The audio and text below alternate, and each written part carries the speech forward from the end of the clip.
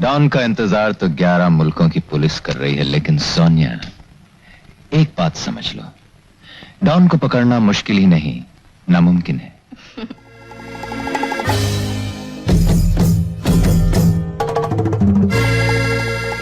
امیتابh بچن د ډان شاهینشاه او یو غوسناک ځوان په رول کې د ډیرو لپاره د هندي سینما یا بالیوډ لغوره سینمایي ستورو دی.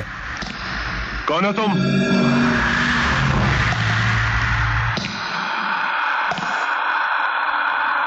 रिश्ते में तो हम तुम्हारे बाप होते हैं, नाम है शहंशाह.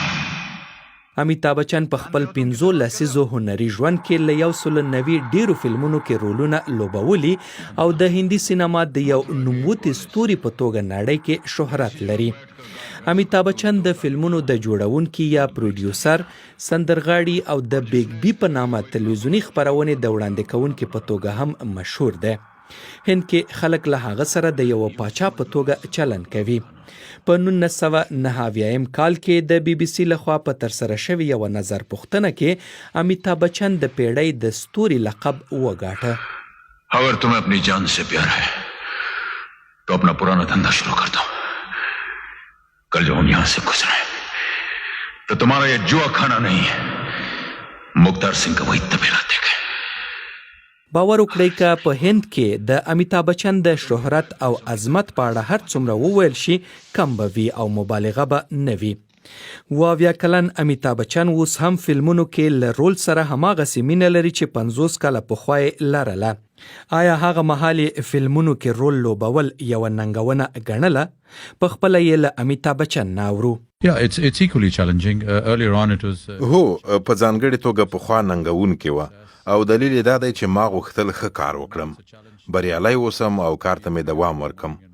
اوس ننګونه دا ده چې سهار له خوبه پاڅم او لږ تر لږه ځان د فلم ثبتولو ځای ته ورسوم، ځکه چې عمر مې ډیر شوی دی. څو ځلې ټپي شوی یم، له بشپړې روغتیا برخمن نه یم. ځینو روغتیایي ستونزو زما مقاومت لږ کړی دی، خو په هر صورت خپل کار ته باید دوام ورکړم. ښه ده، تاسو د ټپي کېدو وویل. کېدای شي دا پوښتنه درنه ډیره هم شوې وي او د ټپي کېدو پیښه ډیره پخوا شوې، خو خبریالانو ویل چې له دې پیښې وروسته ستاسو جسم مړ شوی و. دا څنګه کیسه ده؟ It is true. I was shooting for a film called Coolie in 1982 in Bangalore. هو دا خبره رښتیا ده. د کولی فلم د جوړولو په مهال دا پیښه وشوه. په 1982 کال کې موږ په بنگلور کې د فلم څو صحنې ثبتولې او یو بل ستوري باید ماته په خېټه کې سوک را کړی وای چې په پایله کې داخلي وینې بهیدنه وشوه چې ډاکټران ډیر وروسته ورته متوجه شول. په بنگلور کې له ابتدایي عملیات وروسته د وینې د لخته کېدو له ستونزې سره مخ شوم. بیا نو ممبۍ ته لاړم. هلته 15 ورځې وروسته په روغتون کې زما لوی جراحي عملیات وشول. له عملیاتو 12 یا 15 ساعته وروسته پورې هم په هوش نشوم او جسمن مړ شوی وم. خو د خلکو او مینوالو د دعاګانو په برکت او د ډاکټرانو د ښه کار په پایله کې ژوندی پاتې شوم. له خلکو نه د دعاګانو په خاطر چې ماته یې کړي دي منندو یم. آیا فکر کوئ چې دې پیښې تاسو بدل کړي یاست؟ Yes, I am. I have a mini golf course. هو د ګالف د یو توپ په څیر یو شی مې په خېټه کې دی، خو له رواني پلوه بدل شوی نه یم. सारी दुनिया का बोझ हम उठाते हैं, सारी दुनिया का बोझ हम उठाते हैं, उठाते हैं बोझ उठाते हैं, सारी दुनिया का बोझ हम उठाते हैं. लोग आते हैं लोग जाते हैं, हम यहीं पे खड़े रह जाते हैं. सारी له هغه مهال راهیسې چې د اترا پردیش ایالت په الهاباد ښار کې نړۍ ته راغلی، اوږده لار مو وهلې ده. کله چې مو په لومړي ځل خپل پلار ته چې یو مخور او د هند له پیژندل شوو لیکوالانو و، په لومړي ځل وویل چې غواړئ فلم ستوری شئ، څه درته وویل؟ I think because he grew up from very, very poor and humble beginnings and because دا چې پلار مې په یوه بېوزله او غریبه کورنۍ کې زیږېدلی و، په پانتون کې د انګلیسي ادبیاتو تدریس کاوه او خپله دکتورا یې برتانیا کې له کامبریج پانتونه واخیستې وه. تمه یې لرله چې بچیان یې هم یا لږ تر لږه زه د هغه په پل کېږدم او د هغه لاره غوره کم، یعنې خپلو زده کړو ته دوام ورکم او ښوونکی شم. د یوه ځوان په توګه زما لپاره ډېر غوراوي نه و. اوس مهال خو وضعیت بل ډول دی او ډېر کاري فرصتونه شته. هغه مهال موږ مجبور وو چې یا کوم ماموریت وکړو او یا د پوځ له لیکو سره یو ځای شو. پلار مې یو انقلابي سړی و او د یوې مبارزې کورنۍ غړی و. ډېریو ازادي غوښتونکو مبارزینو به زما د نیکه کور ته پناه وړله. کله چې زه 8 میاشتې د مور په نس کې وم، مور به مې له دې مبارزینو سره یو ځای مبارزه کوله او غوښتلې چې زما نوم امیتاب نه بلکې انقلاب کېږدي. دا نړۍ هم عجب ځای دی. په یوه سیمه کې تاسو یوه مشهوره څیره یاست او په عین حال کې باوري یم چې امریکا او بریتانیا په څیر نورو برخو کې که تاسو یو رستورانت ته لاړ شئ او څوک مو ونه پیژني چې امیتاب بچن یاست، نو تاسو دغه دوه حالتونه څنګه وینئ؟ I actually welcome that because we don't get that kind of opportunity. په رښتیا چې د دغه حالت هرکلی کوم، ځکه چې په هند کې دغه زمینه موږ ته نه ده برابره. خدا په دې معنا نه ده چې په هند کې رستورانونو او کلپونو ته نه ځو. کله کله ښه ده چې داسې ځای ته لاړ شو چې ټولې سترګې زموږ په لور نه وي. دغسې حالت مې خوښیږي. څه فکر کوئ د څومره مودې لپاره به وکولی شئ چې فلمونو کې کار وکړئ؟ آیا کله مو زړه غواړي چې یوه بله دنده هم ولرئ؟ The last time I thought like that, I felt I made the biggest. پوهیږئ په وروستي ځل مې چې داسې فکر وکړ، احساس مې کاوه چې د ژوند لویه تېروتنه مې کړې. له همدې کبله نه غواړم په دې هکله فکر وکړم. په 1994 کال کې له سینما نه لرې شوم. ډېرو ځایونو ته مې سفرونه وکړل. احساس مې کاوه چې کافي اندازه کار مې کړی دی، خو ډېر ژر پوه شوم چې دا احساس مې سم نه و. بیا مې تلویزیون ته مخه وکړه او په برطانیا او نیویارک کې مې د یوې تلویزیوني شبکې مشري کوله چې ډېره ستونزمنه وه. پریکړه مې وکړه چې بیرته فلمونو ته ستون شم او د فلم جوړولو یو شرکت جوړ کم. په دې برخه کې هم ګڼې ستونزې وي. بیا مې هڅه وکړه چې هر څه له سره پیل کم او پوه شم چې د سینما پرېښودل ښه کار نه دی. ځینې راته وایي ښه ده چې تا خپل حال ته پرېږدو چې په خپله له سینما لاس واخلې. خو فکر کوم چې په اوسنیو شرایطو کې تر هغه چې له جسمي پلوه وکولای شم او فلم جوړونکي او خلک مې غواړي د فلمونو جوړولو ته به دوام ورکړم. تاسو مخکې اشاره وکړه چې پلار مو یوه سیاسي څیره وه. په ځوانۍ کې تاسې هم له سیاستوالو سره دوستي او اشنایي لرله. کله چې خپله سیاسي ډګر ته راغلی، آیا سیاست هماغه شی و چې تاسو یې تصور درلود او که نه؟ It's a lot deeper. It's much too complex. سیاست زما له تصور نه ډېر ژور دی. سیاست ډېر پیچلی دی او ما هیڅ وړتیا نه لرله چې سیاست ته ورګډ شم. ځان مې سیاست کې ناکافي احساساوه. احساس مې وکړ د دې په ځای چې د نه وړتیا لرلو په صورت کې ځان پر رای اچونکو تحمیل کم، ښه ده چې استعفا وکم. سیاست داسې یوه لوبه ده چې زه پرې نه پوهیږم. زه نه وم خبر چې ګڼ کسان په دې لوبه کې برخه لري. زه نه وم خبر چې په سیاست نه پوهیږم. د خپلې سیمې او خلکو د غوښتنو په اړه په هیڅ نه پوهیدم. سره له دې چې زه په هند کې زیږېدلی او لوی شوی یم، په سیاست یې نه پوهیدم. د سیاست هره برخه راته ډېره پیچلې وه، ځکه نو ما احساس وکړه چې زما ځای په سیاست کې نه دی. داسې ولکه چې د الوتکې د پیلوټ په څوکۍ چا کېنولی وم او زه نه پوهیدم چې الوتکه څنګه والوزوم. नथुलाल जी कहीं दिखाई नहीं दे रहे, कहाँ हैं? सरकार मैं तो आपके बगल में ही खड़ा हूँ। नथुलाल जी, हमने आपसे कितनी बार कहा है कि जब भी हम यहाँ आए अगल बगल नहीं हमारे सामने रहा कीजिए ताकि हम आपकी मूछें देख सकें। भाई वाह, जवाब नहीं आपकी मूछों का। मूछें हो तो नथुलाल जी जैसी हो, वरना ना हो। ये तो आपका बड़कपन है। मेरा बड़प्पन है। غوښتل مې پوه شم چې ستاسو له نظره څه شی هندي فلمونه په نړۍ کې له نورو فلمونو جلا کوي؟ Initially, I think it's our very unique way of making films. تر هر څه لومړی خو فکر کوم د فلم جوړولو په برخه کې زموږ کمساری چلن او د فلمونو کیسې دي. موږ فلمونو کې سندرې لرو. زموږ د فلمونو کیسې اخلاقي اړخونه لري او د هند اخلاقي او کلتوري برخې انځوروي. زموږ د فلمونو کیسې ټولنه کې شته واقعیتونو ته ډېرې نږدې وي. د بیلګې په توګه له پلار او مور سره د اولاد اړیکې، ګډ ژوند کول، مشرانو ته درناوی، خویندو ورونو ته درناوی، دینی احساساتو ته درناوی او بیلابیلو مذهبي ټولنو ته درناوی چې زموږ د فلمونو په کیسو کې لیدل کیږي. अरे ओ सांभा, कितना इनाम रखे हैं सरकार हम पर? पूरे 50,000. सुना? पूरे 50,000. और ये इनाम इसलिए है कि यहाँ से 50-50 कोस दूर गांव जब बच्चा रात को रोता है तो माँ कहती है बेटे सो जा नहीं तो गब्बर सिंह आ जाएगा. और ये 3 हरामजादे ये गब्बर सिंह का नाम पूरा मिट्टी में मिलाई दे. د امیتاب بچن له مشهور فلمونو نه چې په افغانستان کې هم ډیر مینوال لرل یو هم د شولې په نامه فلم دی چې په 1955 کال کې د اگست په 15 نیټه مارکیټ ته وړاندې شو او د هند په یو سینما کې چې 1500 څوکۍ لري 15 کاله په پرله پسې توګه پر پردې پاتې شو. له هغه مهال راهیسې تر اوسه په ټولو نظر پوښتنو کې شولې د هندي سینما تر ټولو ښه فلم بلل شوی دی. मौसी आप तो मेरे दोस्त को गलत समझ रही हैं. वो तो इतना सीधा और भोला है. अरे बसंती से उसकी शादी करके तो देखिए.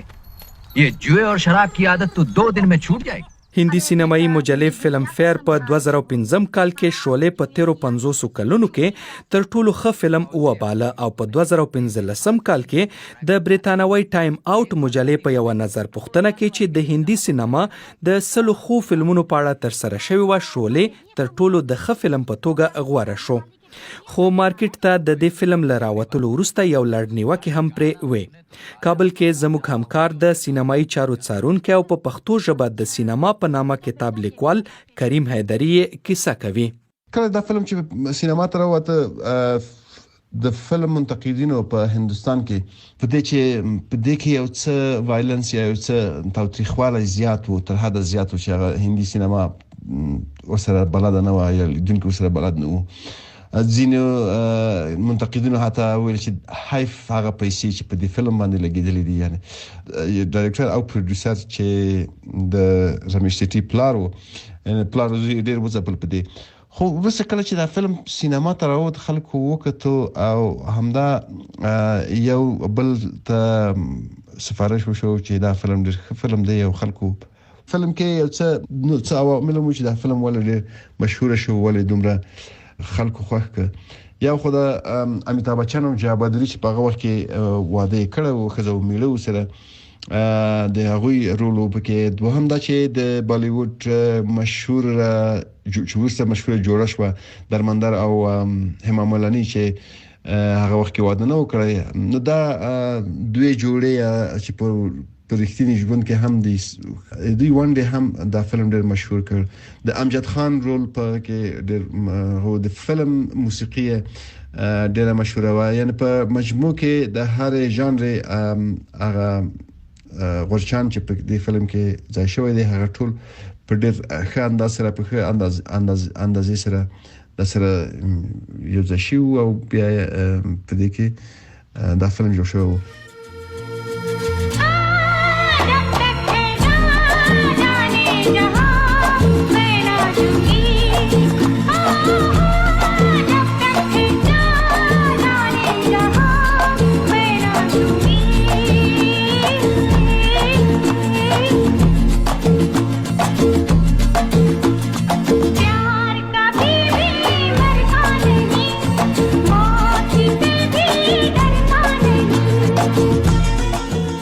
We have structured wonderful moments which have been conveyed through music and song. I think this is what is... موږ د موسیقۍ په بڼه ښې شیبې په خپلو فلمونو کې نندارې ته وړاندې کوو.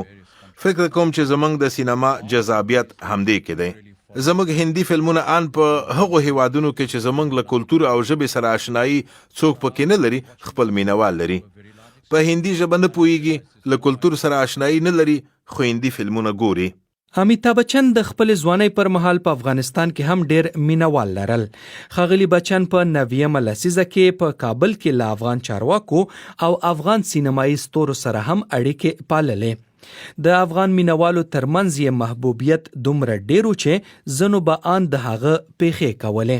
امیتاب بچن په افغانستان کې د ځانګړي شهرت نه برخوردار و چې دغه وجه دا و چې یو خو د امیتاب بچن فلمونه به حد زیات وو تر نورو فلمیانو به فلمونه ډیر راتلل افغانستان ته په سینماو کې او بل دا چې امیتاب بچن پیاوړی ممثل او پیاوړی لوبغاړی وو او د تر اوسه هم په افغانستان کې د امیتاب بچن محبوبیت یا د امیتاب بچن مینوال تر دې حد و چې زما په یاد دي چې کله به د امیتاب بچن په فلم کې د امیتاب بچن رول په سر پټي و سباته به د کتل چې د خار ډېر ځوانانو په پټي په سر تړلې وي یا به کې چې مثلا کله د امیتاب بچن لاس په غاړه کې پروت یا مثلا مات شوی بو لاس په لسر کې بو سبب د کتل جوړ لاسونه به ځوانانو په پلاسترو کې یا په دسمالونو کې تړلې وو یعنی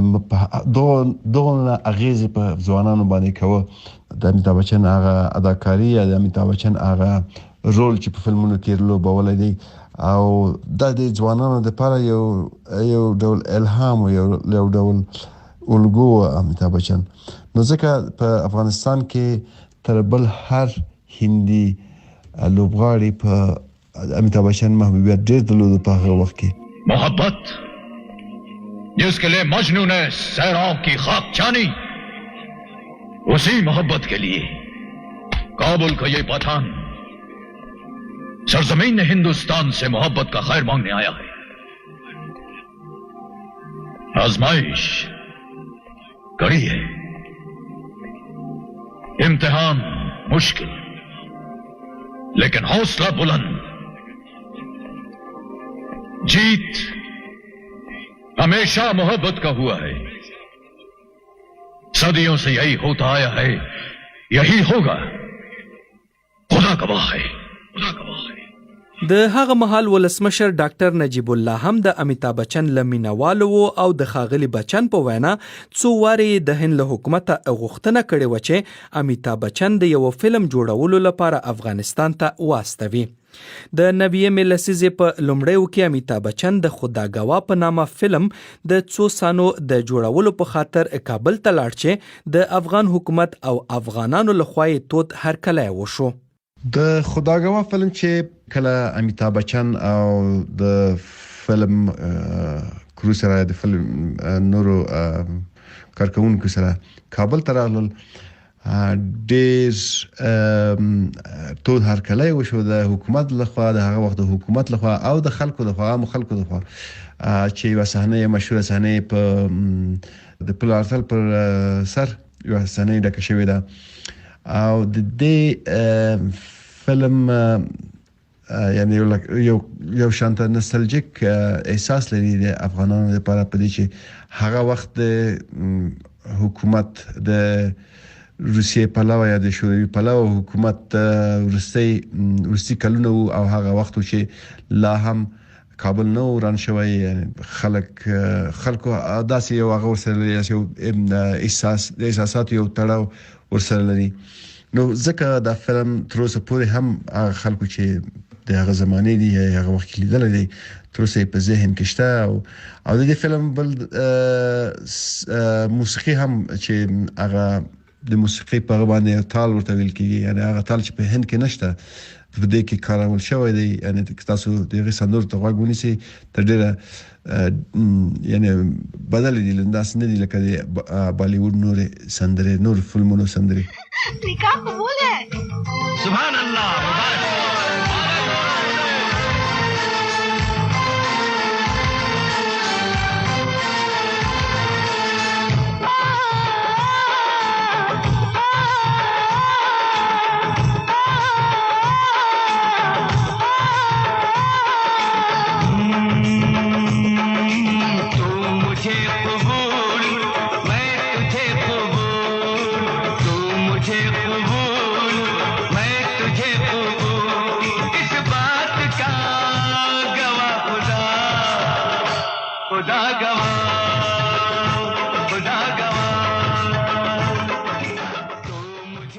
خاغلی بچن په یو مرکه کې ویلي ډاکټر نجیب ورسره دومره مینه لرله چې کله د کولی فلم جوړولو پر مهال ټپي شونو ډاکټر نجیب الله مسکو ته روانو خو له خبرېدو وروسته یې الوتکه بیرته وګرځوله چې د حال پوښتنه وکړي.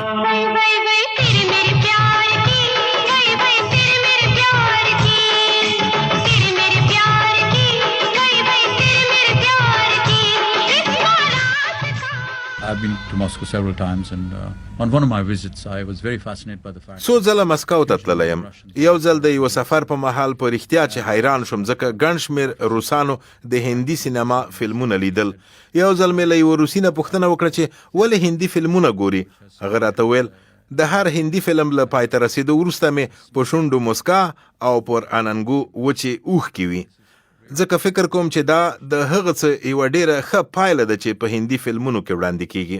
آیا یادېږي مو چې پلار دې ستا د لومړي فلم له لیدلو وروسته څه درته وویل؟ Obviously very proud because he always referred to me as... روښانه ده چې ډېر ویاړ یې کاوه ځکه په خپل تر ټولو ښه شعر کې زما یادونه کړې او هر کله به زما په اړه غږېده. هغه خپل دغه احساسات عین په خپل ژوندلیک کې ثبت کړي او لیکلي دي چې د ژوند یوه ښکلې ورځ هغه وه چې د خلکو ترمنځ ورته د امیتاب بچن د پلار خطاب کېده. فکر کوم چې دا هغه شیبې وې چې هر پلار پرې ویاړي او زما پلار هم پر ما ویاړ کاوه. هغه زما په فلمونو مین و. د خپل ژوند په وروستیو 15 کلونو کې ډېر ناروغ و. په هندوستان کې دود دا دی چې پلار او مور له بچیانو سره ګډ ژوند کوي او بچیان یې پالنه او ساتنه کوي. هغه به هره شپه د خپلې خوښې په څوکۍ کې ناسته او زما یو فلم به یې لیده. فکر کوم دا زما کار ته تر ټولو لوی درناوی و چې زما پلار کاوه. خپله ورځ څنګه پیلوئ؟ My day starts very early. It starts around 5 in the morning. I work out for an hour and a half and then I get down to... زما ورځې سهار وختي 5 بجې پیلیږي. 1.5 ساعت ورزش کوم، بیا سټوډیو ته ځم او د شپې په 9 بجو مې کار خلاصیږي او کور ته ستنېږم. بیا د خپل شرکت یو څه اداري کارونه تر سره کوم او د شپې په 1 یا 2 بجو ویدېږم. آیا ځان ته هم وخت پرېږدئ او کله د تفریح لپاره په خپله هم فلم ګورئ؟ Yes, I do. هو ګورم یې. آیا په سینما کې د نورو خلکو په څیر فلم ګورئ او که نه په انتقادي نظر یې ګورئ؟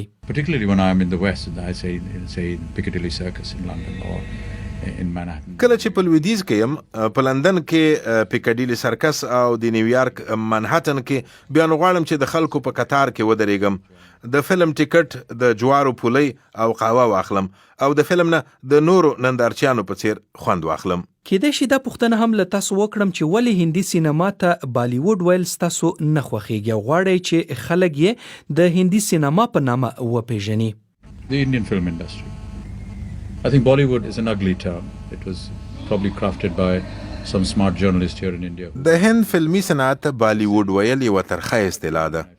ښایي په هند کې کوم زیرک خبریال غوښتل خپل مدیر خوښ کړي او دا اصطلاح یې جوړه کړې وي. بالیووډ ویل د هند سینما ته سپکاوی دی. که څه هم اوس یې ډېر خلک په همدې نامه بولي او په لویدیځ کې خلک هڅه کوي چې نومونه او توري لنډ کړي او د هند سینما په یو ټکي وبولي چې همداسې هم کوي. اوس له بدمرغه د بالیووډ ټکی د آکسفورډ په ډکشنرۍ کې هم راغلی او د تل لپاره به پاتې وي.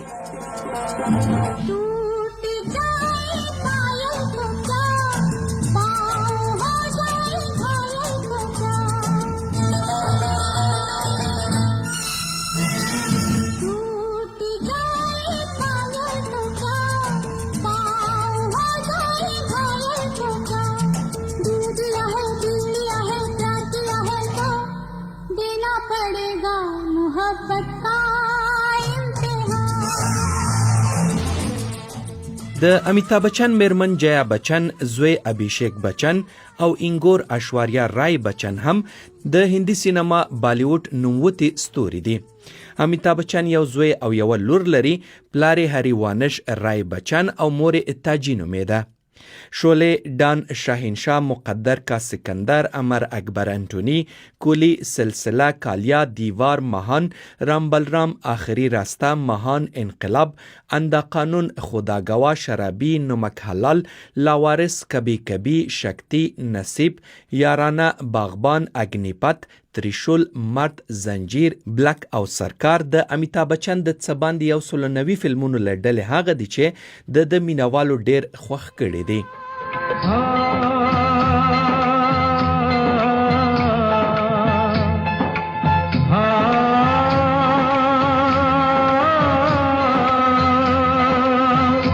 इसके आगे की अब दास्तां मुझसे सुन के तेरी नजर डब डबा जाएगी. बात दिल की जो अब तक तेरे दिल में थी मेरा दावा है होठों पे आ जाएगी, तू मसीहा मोहब्बत के मारों का है, मसीहा मसीहा मोहब्बत के मारों का है, तू मसीहा मोहब्बत के मारों का है। हम तेरा नाम सुन के चले आए हैं, अब दवा दे हमें या तू दे दे जहर, तेरी महफिल में ये दिल जले आए हैं, एक एहसान कर,